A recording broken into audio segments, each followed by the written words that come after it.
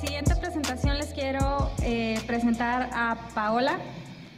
Ella y yo nos conocimos desde niñas, fuimos niñas Hipnor, nos la pasábamos en todos los festejos anuales corriendo entre los estanques de cultivo.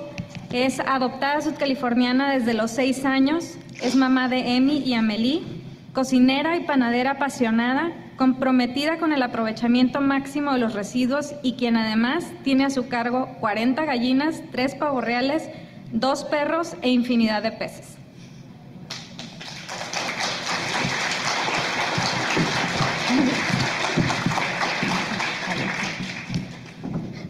¿Me escuchan? Sí. Hola, buenos días. El día de hoy les voy a presentar algo que hemos estado trabajando, que se llama la chinampa hidropónica. Es un concepto totalmente sudcaliforniano. Aunque no estamos en Xochimilco, nos trajimos este conocimiento para acá y espero que pueda acercarnos a la soberanía alimentaria. Actualmente toda la situación geopolítica es muy compleja y existen muchos riesgos sobre el incremento de los fertilizantes y también de la producción de granos, sorgo, maíz, soya. ¿Esto qué implica? Que la seguridad alimentaria, es decir, que nuestra capacidad de adquirir alimentos se va a ver afectada y se está viendo afectada. Todos los que vamos al súper, después de la pandemia, empezamos a notar esa escalada impresionante de precios que desafortunadamente no va a parar y no va a detenerse. Entonces, cada vez esperamos que se duplique el precio y el costo de la canasta básica en los próximos 2 años. Eso obviamente tiene muchísimas implicaciones.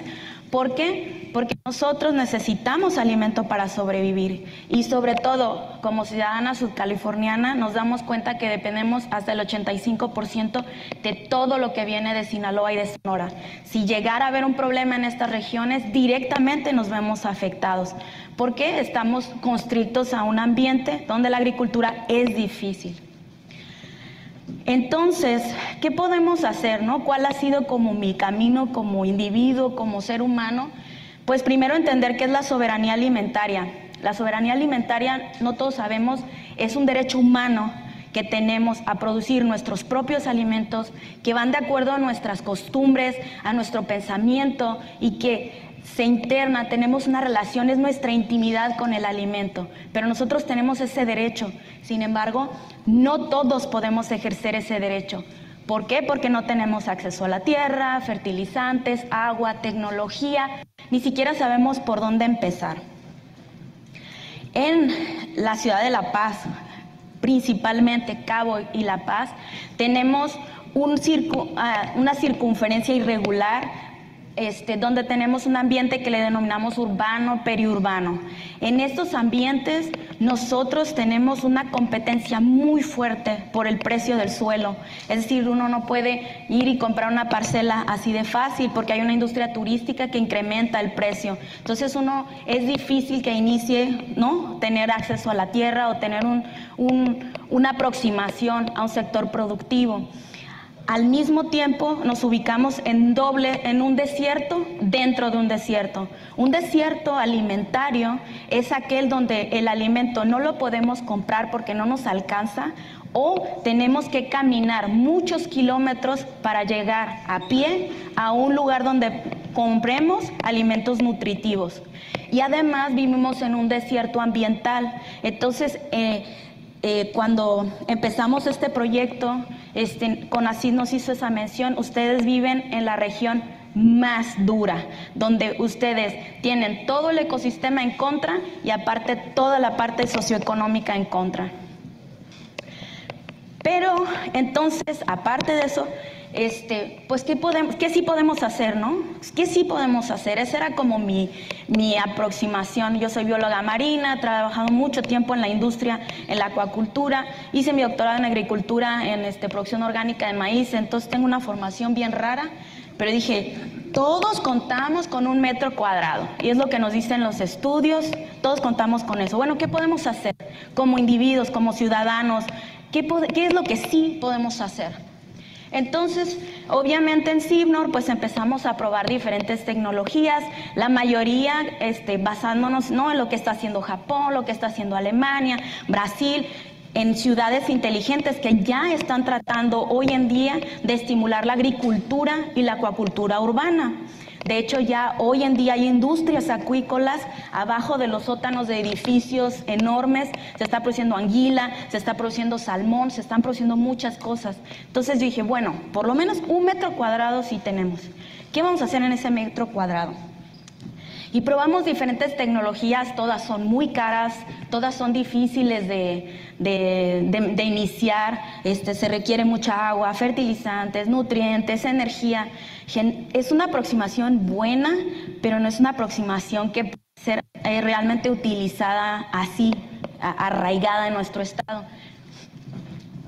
Esta es una foto de algunas de las cosas que hemos llegado a producir. Este es un pak choi de 10 kilos. O sea, las tecnologías funcionan, pero realmente podemos utilizar esa tecnología cada uno de nosotros como individuo. Es decir, que yo mañana me levante, vaya al Home Depot, agarre todo y me monte mi sistemita. ¿Se puede o no? Y ese era realmente el reto. Yo estoy aquí parada el día de hoy, pero detrás de mí hay 40 personas, 40 investigadores a nivel nacional.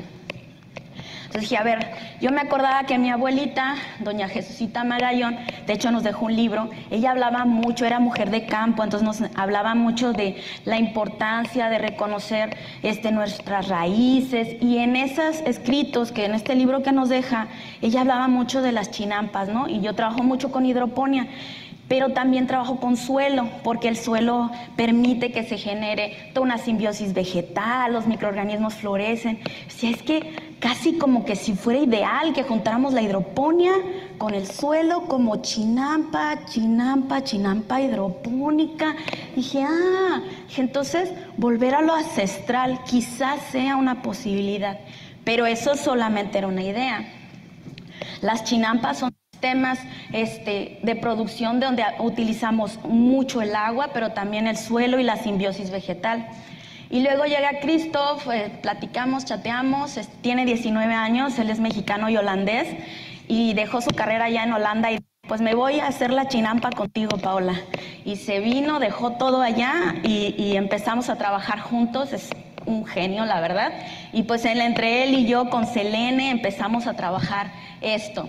Entonces, ¿cómo funciona? Rápidamente, es un sistema donde no se riega de arriba hacia abajo, sino de abajo hacia arriba. Es un sistema que llamamos de subirrigación, que se prepara solamente con material reciclable. Nos permite 80% del ahorro de agua versus una agricultura no regular. Es un sistema híbrido, podemos usar biofertilizantes o fertilizantes químicos y nos permite, lo que más me apasiona a mí, tener microorganismos en el suelo que nos permitan obtener nutrientes y contribuir a la economía circular. Tenemos un buen control de plagas y podemos obtener en 1 metro cuadrado hasta 20 kilogramos de biomasa vegetal. Es libre de suelo, se puede poner en concreto, pesticidas y tiene principios de permacultura. Y también estamos aproximando otro concepto que se llama milpa. Entonces, la interacción de las plantas con la interacción de los microorganismos en un sustrato permite que puedas tener en 1 metro cuadrado un sistema altamente productivo.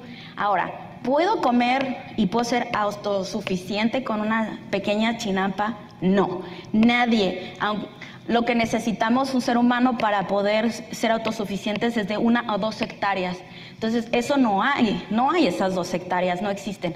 Sin embargo, lo que estamos tratando es de empezar esta conversación, este enamoramiento, regresar a la tierra, a experimentar otra vez estas raíces que tenemos un poco alejadas. Entonces, aquí son algunos de los ejemplos. Ahí pueden ver la primera papaya. Pusimos nuestros papayos en unas chinampas y ya tenemos nuestra primera papaya, pero hemos producido muchísimas variedades de diferentes vegetales y ya estamos transfiriendo esta tecnología. Si solo La Paz, todas las familias decidieran tener este metro cuadrado, serían 62 campos de soccer de cobertura vegetal y ya empieza a ser interesante la cantidad de vegetales que pudiéramos producir. Nosotros no tenemos una aproximación solamente del alimento, estamos trayendo también un concepto que se llama biofortificación, es decir, que cada planta acumule más nutrientes y sea cada vez más nutritiva para que uno pueda cubrir las necesidades de selenio, cadmio, folato y diferentes nutrientes que requerimos para atender las pandemias silenciosas y todos estos problemas de salud que conocemos hoy como el hambre oculta. No necesariamente el no comer quiere decir que no estés en un estado de hambre. Nos aprobaron el proyecto, CONACYT se lanzó con nosotros esta idea un poco diferente y este año vamos a transferir por primera vez en colaboración con la UAPS y otras instituciones a comedores comunitarios que están en condiciones pues muy críticos de esta hambre oculta, una situación socioeconómica difícil y pues nuestra idea es dar y contribuir. Y nuestro objetivo, nuestra misión, nuestro menú del cambio es reverdecer desiertos alimentarios y agradezco mucho su tiempo.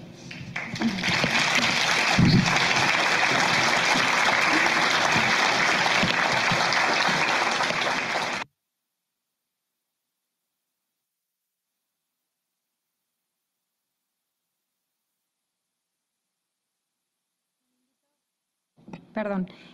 Les pido a Elvia y a Pedro que si nos acompañan por favor en el estrado. Les recuerdo la dinámica, si alguien tiene una pregunta y nos la quiere hacer llegar, con mucho gusto damos el espacio para que nuestros panelistas del segundo bloque las presenten. Ok, esta pregunta es interesante. ¿Cuál es la perspectiva sobre la pesca deportiva en términos de sustentabilidad y aprovechamiento? No sé si Elvia quieras. Va dirigida a ti la pregunta. Sí.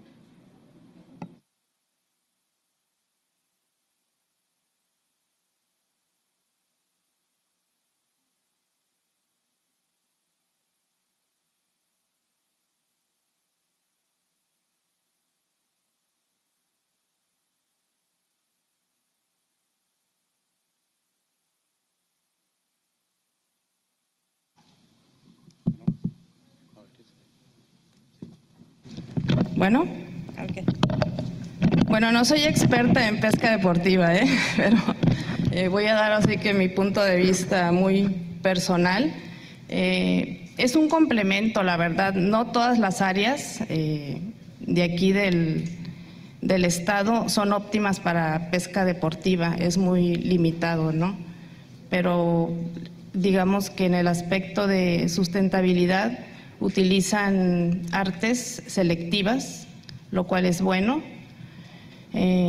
pero a nivel de industria pues no es el mismo beneficio que tiene la población, ¿no? No todos tampoco tienen acceso a esas embarcaciones especiales que también necesitan. Entonces es una actividad alternativa, pero pues también tiene sus limitaciones. Muchas gracias. Tengo dos preguntas para Paola. ¿Has pensado o cómo podrías acercar esta idea a la comunidad para que la comunidad participe y se sume al proyecto de Chinampas? ¿Me oyen? Sí. Pues vamos a dejar nuestros, aquí se puede acercar para que nos contacten. Estamos abiertos a comedores, organizaciones. Todo mundo puede ser parte de este movimiento. Realmente las tecnologías ya las tenemos, pero nos hace falta organización social. Nosotros no podemos ya decirle a la gente lo que tiene que hacer, cómo lo tiene que hacer. Tiene que ser como una estructura que venga y nosotros los capacitamos, les damos todo lo que se requiere para que logren su independencia, y porque esa es parte de la autonomía. La soberanía alimentaria es una decisión personal y una decisión colectiva. Entonces nosotros como institución y como grupo de investigación, eso es lo que ya requerimos, ¿no? Que la sociedad más bien haga esta demanda y bueno, nosotros actuar en consecuencia. Muchas gracias. Y tengo otra pregunta para ti, es ¿cuánta agua se necesita en ese metro cuadrado y si es agua tratada o lleva algún proceso especial? Nosotros hemos trabajado con agua de pozos salinizados porque esa es la realidad del estado, y tenemos el uso de plantas que se llaman pues que aman la sal, ¿no? Salt loving plants. Entonces, generalmente el metro cuadrado ocupa llenar 20 litros inicial y después se pone 1 litro cada tercer día, pero la cosecha es en un mes. En 3 semanas se puede cosechar los 20 kilogramos de cobertura vegetal. Muchísimas gracias. No hay más preguntas ahorita. Les agradezco mucho a este segundo bloque su participación.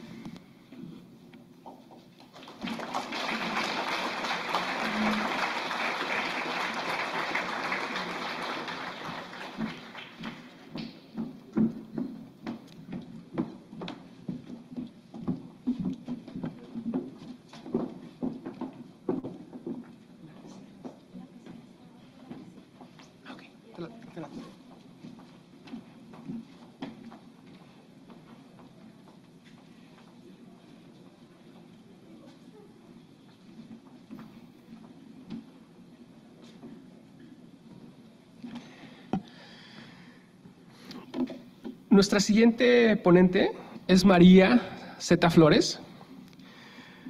María es 100% paceña, es cazadora de lluvias y apasionada del agua. Ella se enamoró del agua de la mano de su papá, visitando la sierra de la laguna, los arroyos y las presas del estado. Es una persona inspiradora que trabaja arduamente para que los habitantes de La Paz no nos quedemos sin agua en el futuro. Démosle la bienvenida, por favor.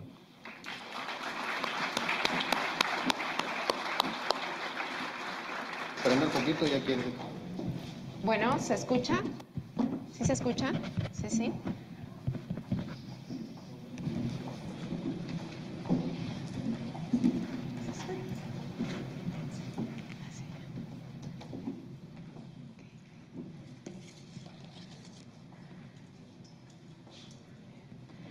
Bueno, hola a todos, buenos días. Qué bueno que todavía siguen con nosotros.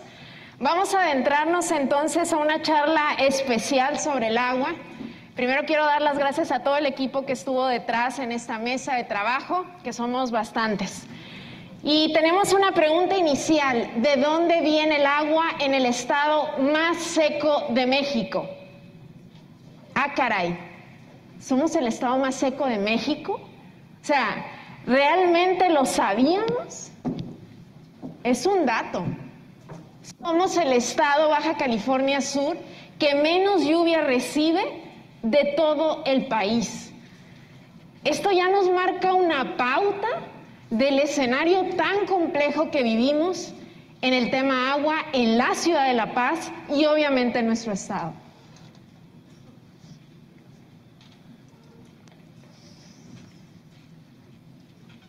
Ahí está. Vamos a empezar entonces este viaje, porque va a ser un viaje breve, donde vamos a vivir un poco de emociones, sentimientos, conocimientos y entendimientos alrededor del agua. Y esa imagen que ustedes observan allí justamente es una fotografía que nos representa aquí en la ciudad de La Paz. Es el arroyo El Cajoncito, ¿sí? Un cauce que la mayor parte del año lo vemos seco, pero cuando es temporada ciclónica, justamente vemos fluir el agua. Eso sucedió en el pasado evento de CAI justamente. Pero, ¿qué pasa el resto del año con el arroyo El Cajoncito? ¿De dónde proviene esa agua? ¿Cómo podríamos captarla y almacenarla de una mejor manera? Y para eso, vamos a adentrarnos entonces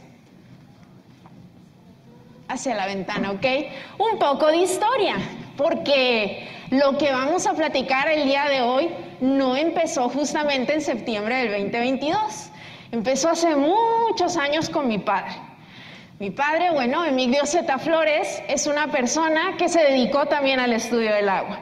Es un hidrogeólogo que, bueno, de la mano de la Universidad Autónoma de Baja California Sur, le gustaba mucho adentrarse en campo. Y justamente me heredó esa pasión.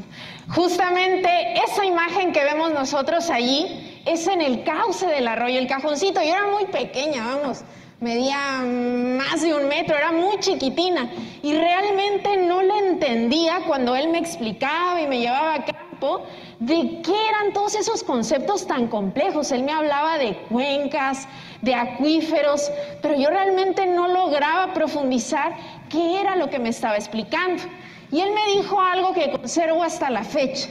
María, me decía, para que entiendas, este cauce que tú observas está seco, ¿sí? Pero hay agua debajo de nuestros pies. ¿Cómo que hay agua debajo de nuestros pies? Yo no veo nada, papá, le decía. Pues justamente es el agua subterránea, de la cual dependemos en la ciudad de La Paz. Imagínense que toda la superficie de este poliforo fuera una gran esponja. Tengo aquí una esponja de color, bueno, un poco exótico, amarillo. Imagínense que debajo de nuestros pies ahora mismo hay una gran esponja que es el acuífero de La Paz. Esa esponja tiene vacíos u oquedades donde se está almacenando el agua. Y justamente esa agua que nosotros, está almacenada en la esponja, a través de las extracciones, de las concesiones de agua, lo único que hacemos, pues, es retirarla del acuífero, ¿sí? Entonces, ¿qué sucede? En el acuífero hay una cantidad justa de agua y lo que nosotros estamos haciendo es terminarnos esa agua. Y cuando nosotros nos terminemos, ¿sí?, el agua de ese sistema, nos la vamos a acabar, que es lo que nosotros mismos ahora observamos en esta pecera. Y cuando lleguemos a ese punto, va a ser un punto de no retorno. Entonces,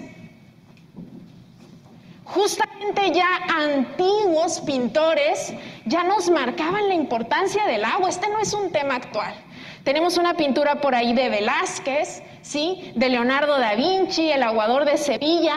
¿Qué tan importante era para las antiguas civilizaciones adentrarse y localizarse en zonas cercanas al recurso agua? Ahora nosotros en la época actual, pues ya hemos perdido esa sensibilización. La única sensibilización que tenemos para el agua es llegar a nuestra casa, abrir el grifo o la llave y pues si no sale agua, pues me enfado, le hablo al organismo operador, levanto una denuncia. Pero yo realmente ya no soy sensible de dónde puedo obtener el agua y cómo puedo conservarla. Finalmente, observemos esa fotografía, es preciosa. Nosotros observamos, es la presa de la Buena Mujer, aquí en la cuenca del Cajoncito. Es preciosa porque el campo sudcaliforniano es muy generoso. Cuando tenemos eventos de lluvia, podemos observar ese paisaje donde todo el monte se reverdece. Y justamente aguas arriba de la presa, el volumen de agua queda de muy buena manera. Pero entonces, ¿qué estamos haciendo mal? Cuando tenemos un evento ciclónico o una temporada de lluvias, como sociedad, no estamos sabiendo organizarnos para justamente poder captar esa agua y recargar el acuífero. Fíjense esa gráfica, es muy sencilla. Lo único que les quiero mostrar es cómo la población va aumentando y el acceso al recurso agua va decreciendo, ¿sí? Es decir, son dos variables antagónicas que no se están cruzando y que la situación que tenemos ahora en 2022 no se va a asemejar en nada a lo que vamos a tener en los próximos 15 o 20 años. Fíjense, qué imagen del huracán Marty, la carretera rumbo a Los Planes, completamente trozada, ¿sí? No había paso. Eso es lo que nos dejan los ciclones tropicales, enormes volúmenes de agua. La importancia entonces también de que justamente cuando tengamos un evento de lluvia, todos los sedimentos, todos los residuos que fluyen y que se mueven por los cauces de agua, ¿sí?, hay que retirarlos. Por eso es muy importante la limpieza de los cauces y de los arroyos, porque todo eso va a parar aguas abajo en la ciudad. No podemos dejar de lado una cifra brutal. Esa que están viendo ustedes ahí es una cifra oficial, ¿sí? No me la he inventado, no me la he sacado de ningún lugar. Es una cifra negativa, es la disponibilidad del acuífero de La Paz, donde ahora mismo nosotros vivimos. ¿Qué significa que sea una cifra negativa? Que ya el agua la tenemos comprometida. Ya no podemos seguir extrayendo más. De hecho, todavía el agua que no tenemos, el agua que no ha llovido, ya la tenemos comprometida, ¿sí? A ese punto hemos llegado y realmente todos los que estamos aquí, ¿estamos haciendo algo para enfrentar esta lucha hídrica? Esa sería la reflexión, ¿no? ¿Qué está sucediendo? Porque allá en campo, justamente, con todas las charlas que me precedían, en las serranías, en la ranchería, en los ejidos, están sucediendo muchas cosas, pero no estamos sabiendo monitorear con datos en campo, con estudios, con estaciones meteorológicas, ¿sí? Con justamente pruebas de bombeo, qué es lo que está sucediendo en todo el contexto del ciclo hidrológico hasta que llega el agua en los arroyos. Es un proceso muy largo que tenemos que monitorearlo para poder entonces hacer estudios y proyecciones a futuro. Si carecemos de esos datos, es muy complejo entonces que podamos adelantarnos 30 o 50 años. Y allí es una tarea que tenemos que seguir haciendo. Sin duda, aquella época de mi vida, cuando era muy niña, no sabía bien a qué me iba a dedicar, iba con mi cantimplora al campo, pues ya cambió, ya pasó. Ahora mismo mi pasión es el agua, es lo que me gusta, es a lo que me dedico, y es lo que me gustaría transmitirles también, de que vivimos en un estado especial, maravilloso, es un paraíso, la ciudad de La Paz. Pero tenemos esa condición que si no nos unimos como sociedad, difícilmente vamos a poder contrarrestarla. Finalmente, los estudios en campo, los mapas, ese mapa que vemos allí de las cuencas con tantos colores, ese tipo de trabajos son los que necesitamos, ¿sí? Porque son los que van a ayudar a que las dependencias de gobierno, los tomadores de decisiones, vayan por buen camino y justamente podamos llegar entonces a un punto donde realmente estemos actuando. Y con esto me gustaría cerrar la charla con esta imagen que realmente cuando la vi me gustó tanto que me quedé como unos 2 minutos viéndola. Obsérvenla bien. Es la ciudad de La Paz, tras un evento de lluvia. Cómo las avenidas, las calles de La Paz están fluyendo agua. ¿Y a dónde va a parar esa agua? Díganmelo. Al mar. No se está aprovechando en ningún momento. ¿Qué nos está pasando? Tenemos un problema grave y estamos permitiendo que del 40 al 50% del agua se fugue en nuestra red de agua potable y que sucedan este tipo de cosas, ¿sí? Entonces, es simple. Hay 2 escenarios para la ciudad de La Paz en tema de agua. Un escenario futuro donde sí tengamos agua y otro escenario futuro donde no tengamos acceso al recurso agua. Y esto es para la reflexión para cada uno de los que estamos hoy aquí. ¿Qué estamos haciendo realmente para no tener el futuro carente de agua? Muchas gracias a todos. Buenas tardes.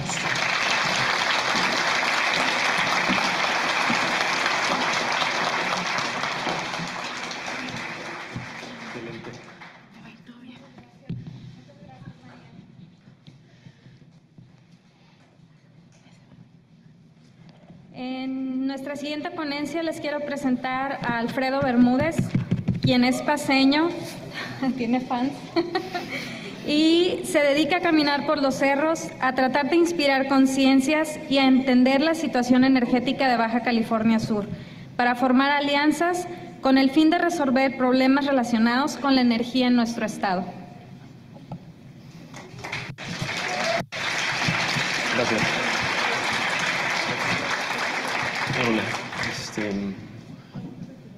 Hola, buen día. Parece que sí está funcionando, excelente. Quiero empezar con esta imagen y preguntarles si algunos de ustedes reconocen dónde es eso. Yo esperaría que que al menos algunas de las personas aquí presentes pudieran identificar ese lugar, y no solo dónde, sino también cuándo, ¿no? Veo 2 o 3 personas por ahí que sí movieron la cabeza. Eso asumo que quiere decir que sí saben, ¿no? Pero para quienes no, esa foto está tomada desde el Cerro de la Calavera hace unas 3 o 4 décadas, en la dirección hacia donde hoy hay un hotel y una marina. De hecho, allá arriba en el fondo se alcanza a ver la ciudad de La Paz, ¿no? Y eso que ven enfrente en el primer plano son las instalaciones de un proyecto que en aquel entonces aprovechaba energía solar para producir agua potable. Mi papá era el responsable de esa instalación y él era un firme creyente en que debíamos aprovechar la energía solar para resolver algunos de los problemas que tenemos en Baja California Sur. A mí me tocó caminar por ahí, yo vi esas instalaciones funcionando. Me acuerdo asomarme por ahí por las mirillas de donde estaba hirviendo el agua y el aprovechamiento del calor y otras cosas. Pero bueno, regreso a esta historia un poquito más adelante.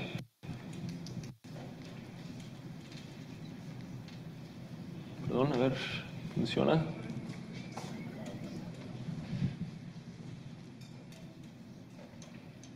Perdón. Bueno, ¿pueden ayudarme, por favor? Con una más por ahí. Bueno, en lo que logramos que esto cambie, algo que es muy importante y que ha sido un tema recurrente en varias de las presentaciones anteriores, y es el siguiente punto que yo quiero hacer, es la realidad en la que vivimos hoy en día en Baja California Sur. Desde un punto de vista figurado, tal vez. Sí, la siguiente, por favor. Un más, esa. Excelente. Así es como nos veían, o bueno, al territorio en el que estamos hoy, algún tiempo atrás, ¿no? Como una isla. Hoy en día sabemos que geográficamente no somos una isla, pero para fines prácticos seguimos viviendo y operando como si lo fuéramos, en muchos sentidos.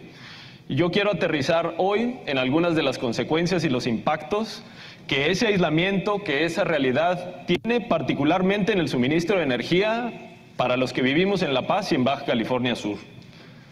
Quiero empezar entonces contándoles un poquito acerca de la energía que usamos para transportarnos. Seguramente la mayoría de quienes estamos aquí nos subimos a un carro particular, a un taxi, a un Uber, a un camión, a una moto para llegar a este lugar. Entonces déjenme contarles un poquito el camino de esa energía para transportarnos. Baja California Sur es Baja California Sur es el estado que más vehículos por persona tiene del país.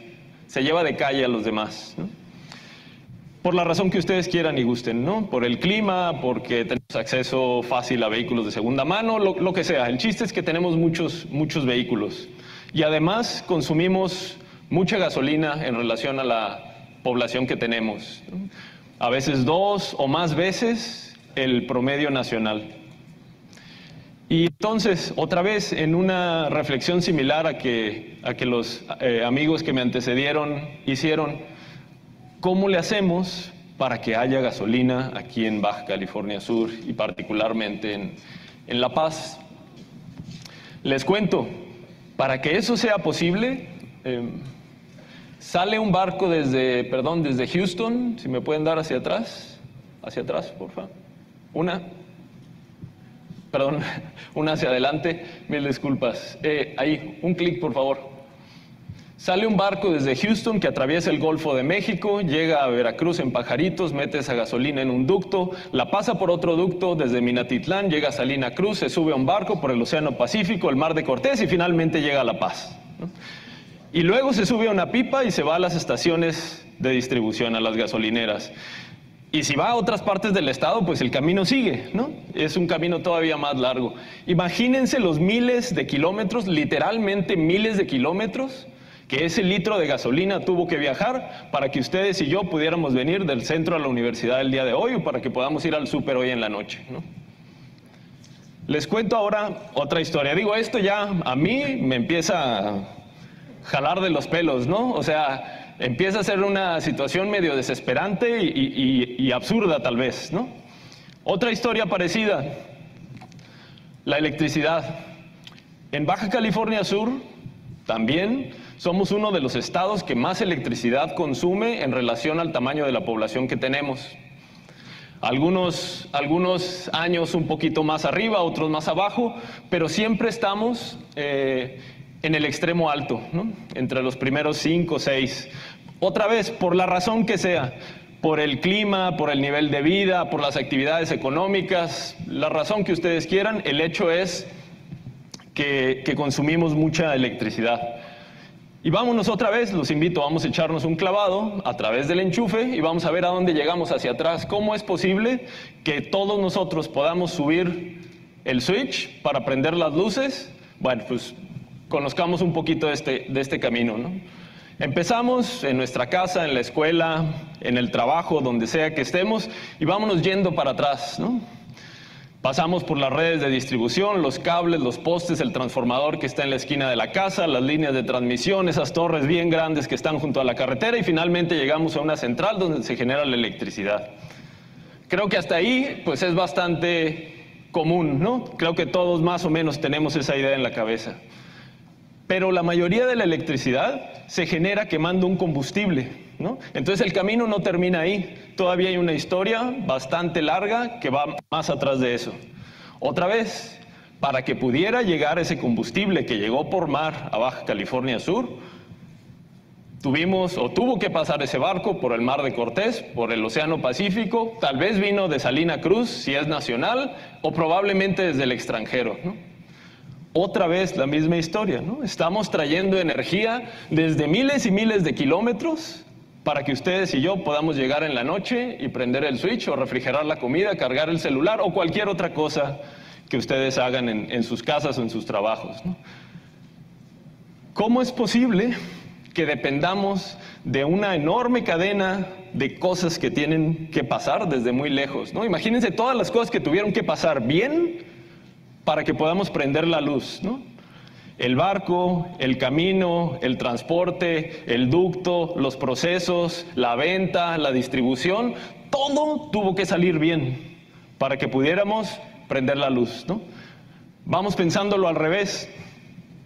¿Qué pasaría si una de esas cosas sale mal, ¿no? Creo que sería muy fácil imaginar que al menos una de todas las cosas y eslabones de la cadenita pudieran salirnos mal. Y entonces, en ese caso, nosotros no podríamos prender la luz o no podríamos cargar gasolina, por ejemplo, ¿no? Es muy vulnerable todo nuestro sistema energético, no solo el eléctrico, toda la energía que usamos en Baja California Sur, o la inmensa mayoría, está en una situación muy, muy similar. Y la situación es muy parecida para otros energéticos. Aquí se genera la mayor parte de la electricidad que se consume en el estado, en las centrales que están cerca de La Paz. Aquí se reciben los combustibles líquidos, la gasolina, el diésel, la turbocina, y desde aquí se distribuyen a otras partes del estado. Aquí se recibe también el gas LP, ahí en Pichilingue, y recientemente también tenemos una terminal donde se puede recibir gas natural, ¿no? Entonces, para bien y para mal, La Paz es el corazón energético del estado de Baja California Sur. Considerando este panorama complejo de altos costos, que depende de una larguísima cadena de cositas que tienen que salir bien, yo veo una encrucijada en el camino, ¿no? Yo veo, aquí hay de dos sopas, cuando menos, ¿no? Una tiene que ver con continuar lo que hemos venido haciendo el sistema más grande, más complejo, aumentando los costos y las consecuencias que este sistema energético en general que hemos venido usando representa, ¿no? La otra opción, el otro camino, pues tiene que ver con algunas maneras de hacer eso diferente, ¿no? La primera, y esto es algo que hemos descuidado mucho al día de hoy, es cómo usamos la energía, ¿no? Deberíamos estar haciendo el mejor uso posible, tan eficiente como sea posible, de lo que ya tenemos, ¿no? Y hacer una reflexión de, ¿queremos más energía o no? Y si sí queremos más energía, ¿para qué la queremos? ¿Y qué costos va a tener? ¿Y qué beneficios va a tener, ¿no? Y la segunda parte tiene que ver con las fuentes. Tengo ahí una pregunta para ustedes. ¿Habrá alguna o algunas fuentes de energía disponibles localmente que no tengan que viajar desde miles y miles de kilómetros, que no nos cuesten, que no contaminen? No sé, ¿habrá alguna? ¿Se podrán imaginar alguna o algunas? Yo pienso que sí, y de hecho, afortunadamente, sí tenemos algunas de ellas y ya las aprovechamos, ¿no? Aprovechamos el calor de la tierra, la radiación del sol, la velocidad del viento, incluso los desechos que algunos procesos generan, como los agropecuarios, ¿no? Lo malo es que todavía no lo hacemos en la cantidad suficiente para poder resolver los problemas de los cuales hemos platicado y que creo todos los colegas que me antecedieron mencionaron la palabra energía de una u otra manera, ¿no? Siguiente, por favor. Regreso a la historia que les contaba al principio, ¿no?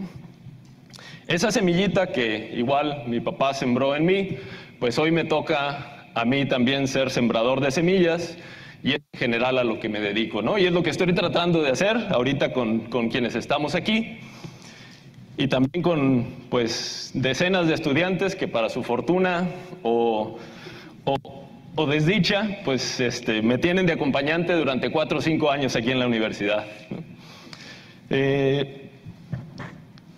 Quiero resaltar nada más un par de cosas. Aunque la opción parece clara y parece fácil, no quiero trivializar de ninguna manera lo que esto representa. Hay unos retos técnicos importantes que resolver, retos de financiamiento y desde luego retos de políticas públicas, ¿no? Y para eso, pues se necesita que todos jalemos la carreta, ¿no? Cada quien desde su lado. Y algo también muy, muy importante es que debemos entre todos tener una visión colectiva. Pero todo esto empieza con una decisión. ¿Por cuál camino nos queremos ir? ¿Por el que ya veníamos haciendo más grande lo que tenemos? ¿O por uno que tiene este escenario alternativo? Termino entonces solamente redondeando esta reflexión. Creo que hay una necesidad colectiva de tener una reflexión entre todos y pensar al menos algunas cosas. ¿Qué tipo de ciudad queremos tener? ¿Qué tipo de desarrollo queremos tener? ¿Con qué fuentes de energía lo vamos a impulsar? Y viendo la diversidad de esta audiencia, porque aquí yo creo que hay personas del empresariado, de la función pública, del sector académico, del sector estudiantil y en general ciudadanos que vivimos las consecuencias de las decisiones que se toman, ¿qué rol y qué papel nos toca jugar a cada uno de nosotros para hacer que este cambio suceda? Buen día.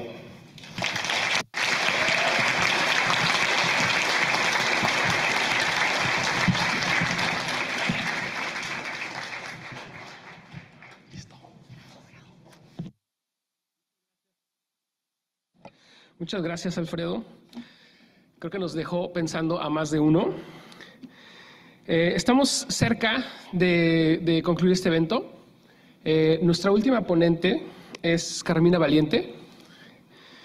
Carmina es una defensora de los bienes comunes y de lo público.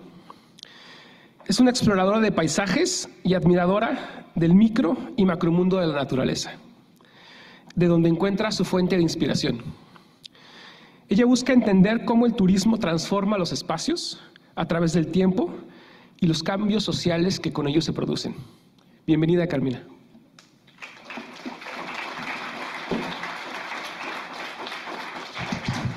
Aló, aló. Buenas tardes. ¿Me escuchan? Llegué a La Paz en ferry y con un mapa en la mano, siglo pasado, que hoy llegamos en avión y con un celular. Y cuando tomé el camión para llegar a la ciudad de La Paz, no podía creer tanta belleza que estaba viendo. Era mucho más bonito de lo que había visto en las fotos, pero hay que decir que tampoco habían filtros en las fotos. Pero lo mejor de todo, por muy sencillo que parezca, es cuando me bajé en el centro de la ciudad, nerviosilla, y sentí una atmósfera de tranquilidad tan grande que me hizo sentir que estaba en casa.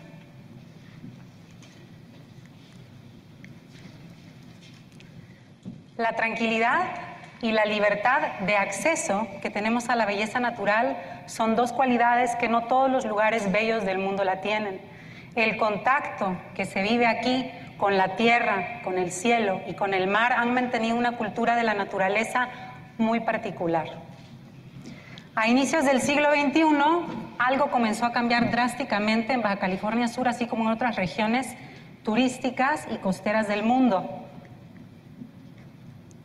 La apertura al mercado inmobiliario, que está asociado a la liberalización del capital financiero a nivel global, ocasionó una feroz competencia por la compra de propiedades con frente de playa y por el desarrollo y planeación de decenas de urbanizaciones turísticas a pie de mar.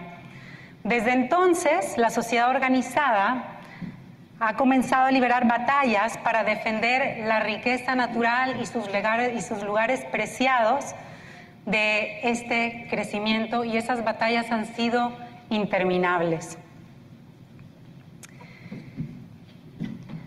Y eso me ha llevado a cuestionar, bueno, ¿qué tenemos para defender la belleza?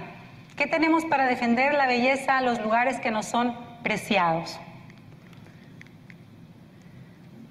Los alcances, también me ha llevado a cuestionar cuáles son los alcances de las políticas de conservación en las que predomina un enfoque biológico y de las funciones ecosistémicas.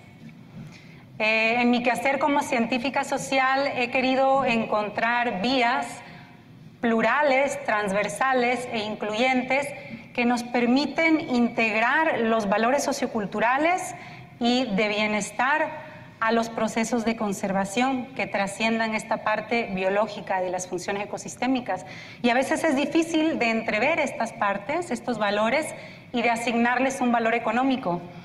Y he encontrado que el paisaje es un concepto que nos puede ayudar y quiero compartirles por qué. El paisaje es nuestro punto de encuentro con la naturaleza.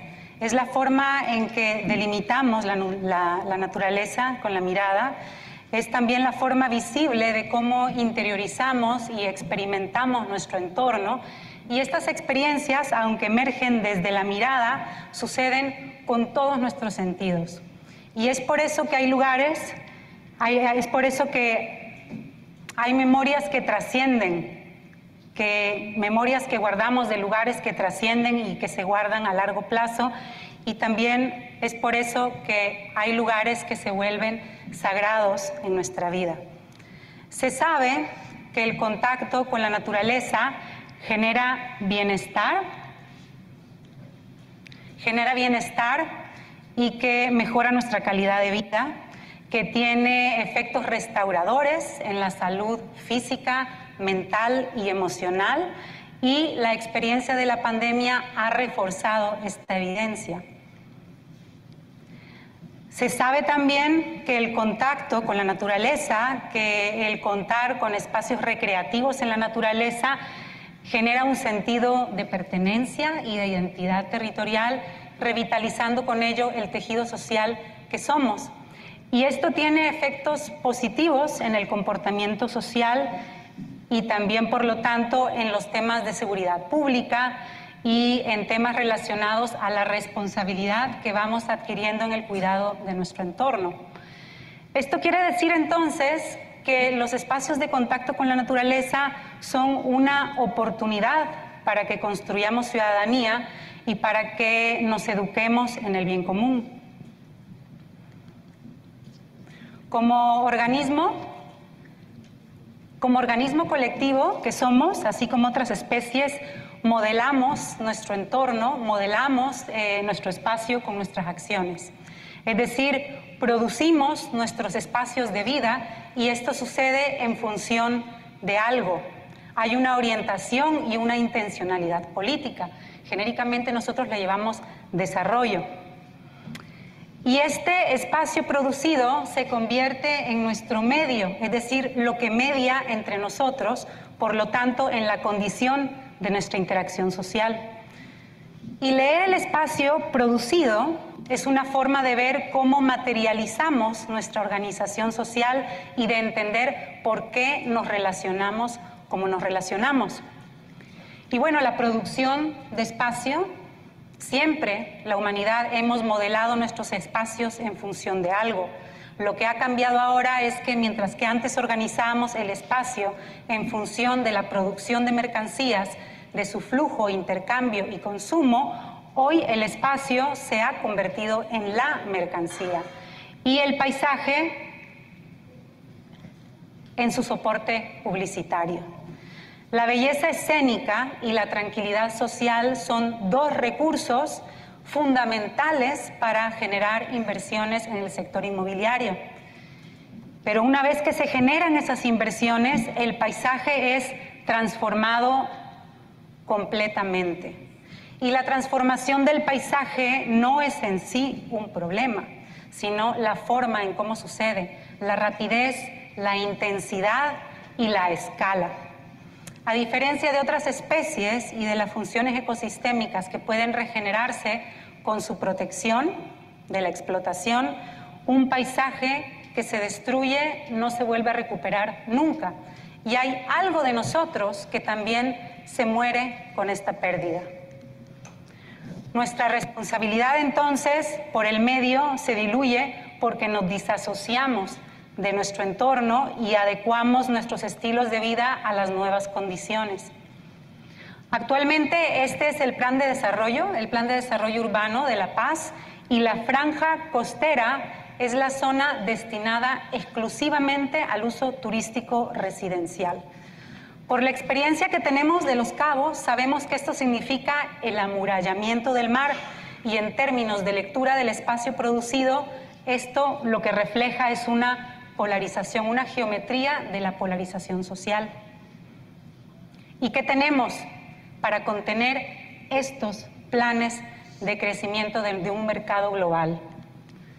Por ahora, lo único que tenemos, concretamente, es la limitante del agua, 20 metros de SOFEMAT, la protección de especies en peligro y en riesgo de extinción, las dunas y los manglares, en el mejor de los casos porque tampoco se respeta.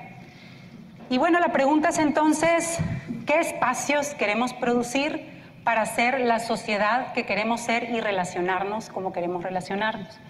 Y en respuesta a estas preguntas, realicé un ejercicio de cartografía participativa en la ciudad de La Paz para identificar los paisajes representativos. Esto mediante el uso público recreativo de contacto con la naturaleza, y el resultado fue este, con una participación de 713 personas. Aquí lo que podemos reconocer son los puntos calientes del contacto con la naturaleza. Los puntos calientes, los hotspots de la geodiversidad y de la biodiversidad, porque cuando vamos a ciertos lugares es por las cualidades que tienen esos lugares. Estos son los lugares que quienes habitamos este territorio no queremos que se pierdan. Los paisajes, la belleza de la naturaleza, es una fuente inagotable de riqueza sociocultural, económica y de bienestar. Además, se trata de bienes que no necesitan ser extraídos de la tierra, únicamente deben de ser delimitados. ¿Y qué tenemos para hacer eso? Una manera de lograrlo es mediante la figura de lo público, que es fundamento de nuestra Constitución Política Mexicana. Y lo público, la virtud de lo público es que es absolutamente incluyente. Y además de ser absolutamente incluyente, no rivaliza con nadie. Pero hay que darle cuerpo, hay que demandarlo colectivamente. Otra vía que tenemos para que esto suceda concretamente es a través del desarrollo de una política costera y de un plan de espacios públicos recreativos. Necesitamos que el uso público recreativo sea, y con todos sus múltiples sectores, sea integrado a los planes y a los programas de ordenamiento territorial. Y bueno, han pasado ya muchos años desde que llegué a La Paz, pero sigo descubriendo lugares, sigo utilizando mapas, me gustan mucho los mapas, y sigo disfrutando de tanta belleza que hay en todos los alrededores, ¿no? Ver reverdecer el desierto después de que llueve, ver caer el agua en los arroyos, pararme en un cerro y ver esos paisajes del mar transparente tan bonito, acampar en las playas, ver ese cielo estrellado, recibir un atardecer estando en el mar o pasar todo el tiempo dentro del agua. Y entonces en esos momentos es que recuerdo por qué estoy aquí. Y a nivel individual, una forma que tenemos para defender nuestro territorio es recorriéndolo, es practicándolo, recorriéndolo, disfrutándolo y sobre todo cuidándolo. Y cuidándonos unas y unos a otros. Cada una de nosotros y cada uno de nosotros podemos convertirnos en cuidadores de nuestros lugares favoritos. Muchas gracias.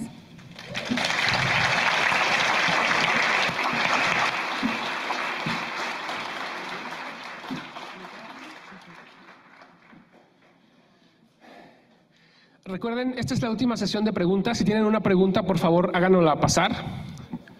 Y le pedimos a Alfredo y a María si pueden acompañarnos aquí para contestar algunas preguntas.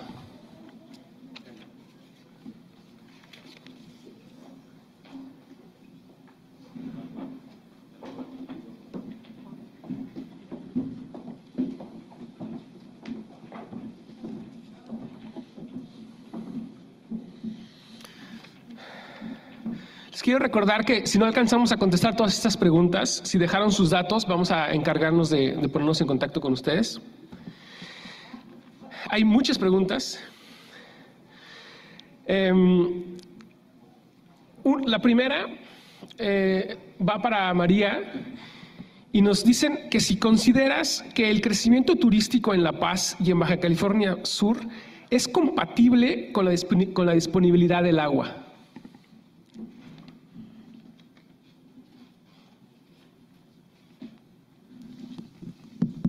Bueno, sí. Muchas gracias por la pregunta. Creo que es una pregunta que nos la hemos formulado todos en algún momento y la respuesta clara, rápida y concisa es no. No es compatible el crecimiento. Punto.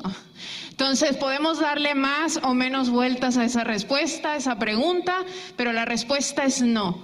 Por eso estamos yendo a un punto de no retorno en el que realmente las generaciones futuras, y lo decía muy bien Michelin, futuras no nos referimos a 10 o 15 años, nos referimos mañana o pasado mañana, nos lo vamos a lamentar.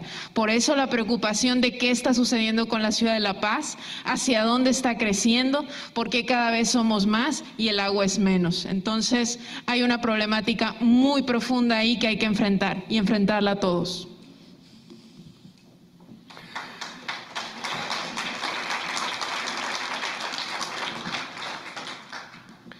Hay una pregunta directamente para Alfredo que nos dicen, ¿por qué no tratar de producir energía nuclear en el estado?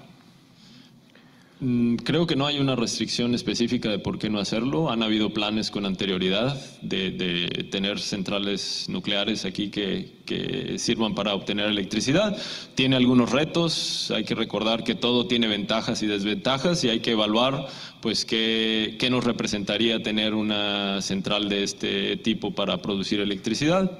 Entre otras cosas, aunque es limpio en cuestiones de emisión de gases con efecto invernadero, es un combustible que se parece a los fósiles en el sentido de que no hay aquí y que hay que traerlo de otro lado. O sea, el mineral de uranio se le dice combustible, aunque no es combustible porque no se quema. Pero 5 países concentran el 80% de la producción de uranio del mundo, ¿no? Entonces, es una cuestión de también geopolítica el asunto de depender de la energía nuclear, ¿no? Y hay que ir a traer ya no energía de Salina Cruz o de Houston, ¿no? Sino quién sabe de qué lugar del mundo. Es todavía extender nuestros tentáculos energéticos mucho más allá de nuestras fronteras, ¿no? Entonces tiene un lado positivo, desde luego que sí, pero también tiene algunas consecuencias y algunas implicaciones interesantes que habría que considerar para poder valorar si nos conviene o no tener centrales nucleares en Baja California Sur, ¿no? Gracias, Alfredo. Y tenemos una última pregunta. Hay varias, pero muchas que se parecen, que tienen que ver con cuáles son las acciones que siguen, cuáles son las acciones necesarias para reducir la brecha entre la generación de información, producto de las investigaciones, como lo que hemos visto, y la toma de decisiones locales. ¿Qué es lo que tenemos que hacer?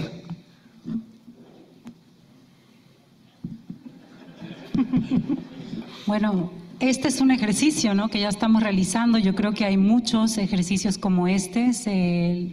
Yo creo que en 2 semanas hay otro foro también de este tipo. Hay muchos foros y a veces tal vez lo que falta es la parte de la difusión, ¿no? Tal vez nos confiamos mucho en las redes sociales y creemos que todo el mundo va a ver la agenda en las redes sociales y pues no. Yo creo que la forma más eficiente de difundir lo que está sucediendo es de boca en boca, ¿no? O en el espacio físico, porque las cosas que vemos y vivimos con nuestro cuerpo las recordamos mejor de aquello que solo vemos así en las redes. Entonces, sí hay espacio. La Paz tiene un capital humano impresionante. Hay muchos conocimientos. Entonces, lo que necesitamos es, pues, espacios para compartirlo, ¿no? Y sobre todo difundirlo. ¿Puedo hacer un comentario breve? Adelante. Solo para reforzar lo que decía Carmina, todos estamos muy ocupados en el día a día, en lo que cada uno de nosotros hace, pero para poder llegar a soluciones para todos, necesitamos tener espacios donde estemos todos, ¿no?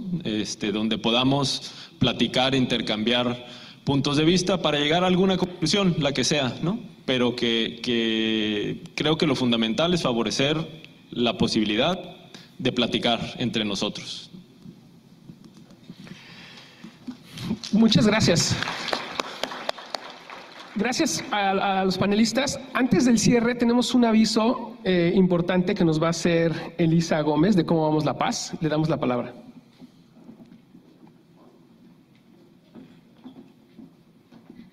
Muchas gracias, Adrián. Gracias por este espacio.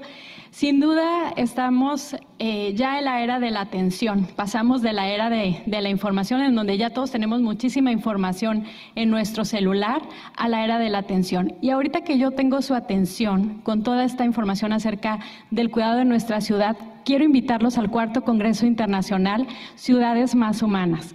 Lo organiza el Observatorio Ciudadano Cómo Vamos La Paz y la UAPS. El Observatorio Ciudadano tiene 2 ejes transversales. El primero es la transparencia y rendición de cuentas y la segunda, invitar a la participación ciudadana y la educación. En este congreso vamos a hablar muchos de los temas que aquí se tocaron, con panelistas internacionales, nacionales y locales. Son 6 paneles y 2 conferencias magistrales, el 6 y 7 de octubre, aquí en el Poliforo de la UAPS. Se pueden registrar en la página de Cómo Vamos La Paz. Son todas bienvenidas para que sigamos teniendo en la conversación, en la atención del cuidado de nuestra ciudad. Muchísimas gracias y los esperamos pronto.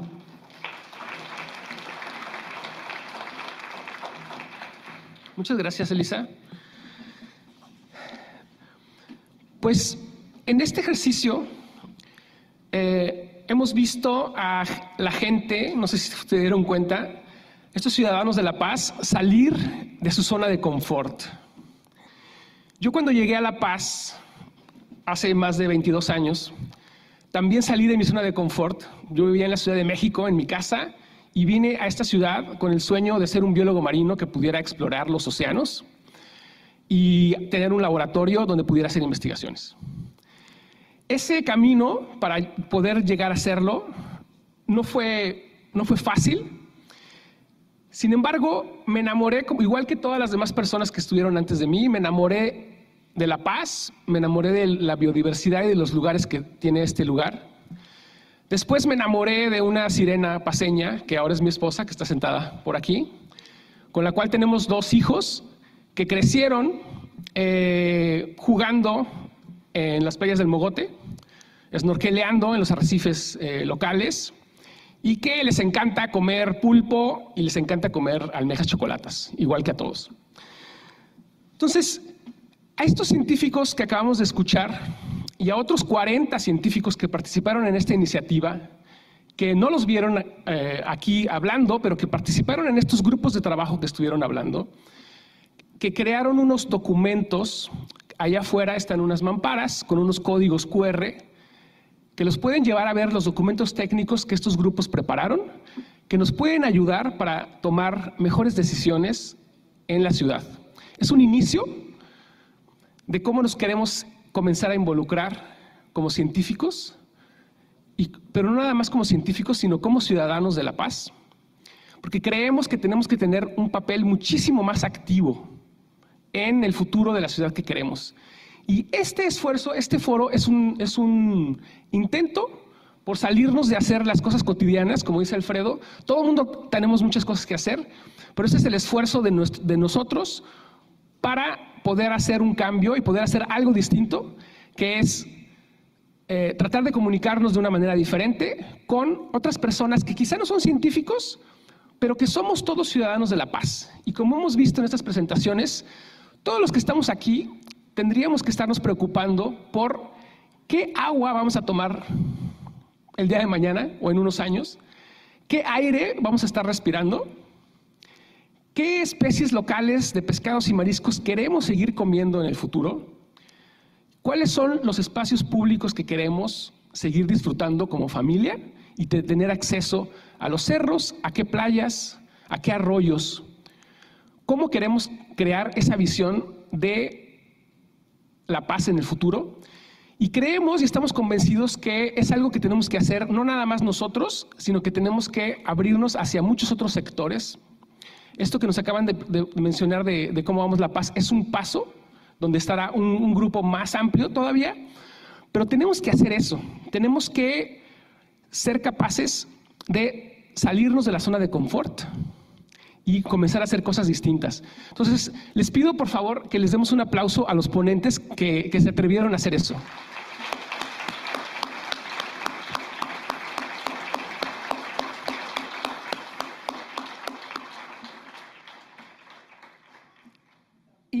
Y creo que en este esfuerzo la gente que estamos aquí lo hicimos porque nos preocupa cómo vamos a vivir aquí en el futuro con nuestras familias y qué es lo que necesitamos hacer para lograr una visión que nos lleve a la ciudad de la paz que queremos para el futuro.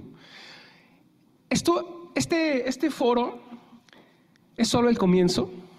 Creemos que es un primer paso de un camino muy largo, en donde tenemos que abrir comunicaciones con muchos otros sectores y muchas otras personas.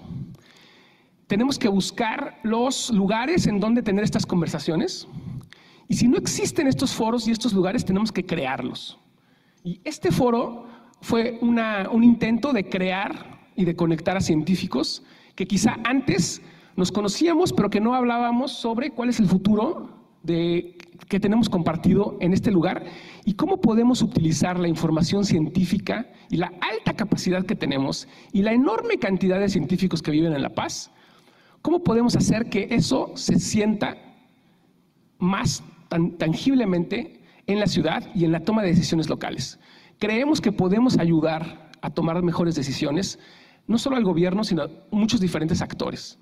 Y necesitamos encontrar a esos otros actores que también les preocupe, a otros ciudadanos que igual que nosotros, que quizá no sean científicos, pero que también les preocupe el futuro y que les preocupe platicar sobre cómo tomamos decisiones más inteligentes, cómo hacemos el uso del agua, el uso de la energía, el uso de los espacios más eficientes.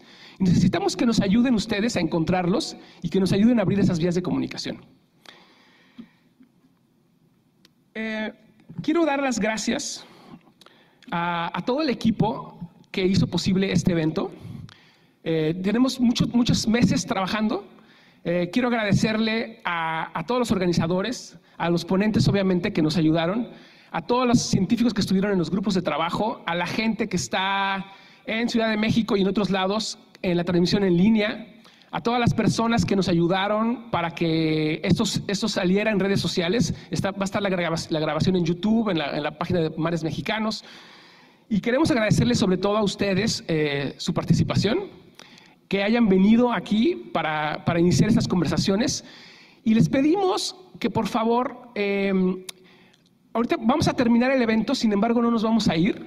Estamos aquí para escucharlos si es que tienen cosas que compartir.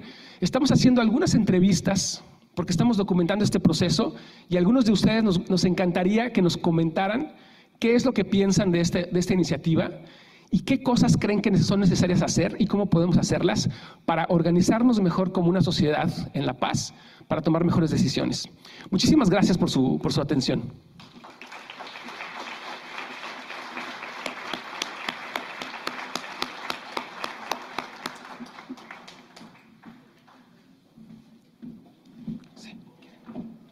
Foto a los ponentes.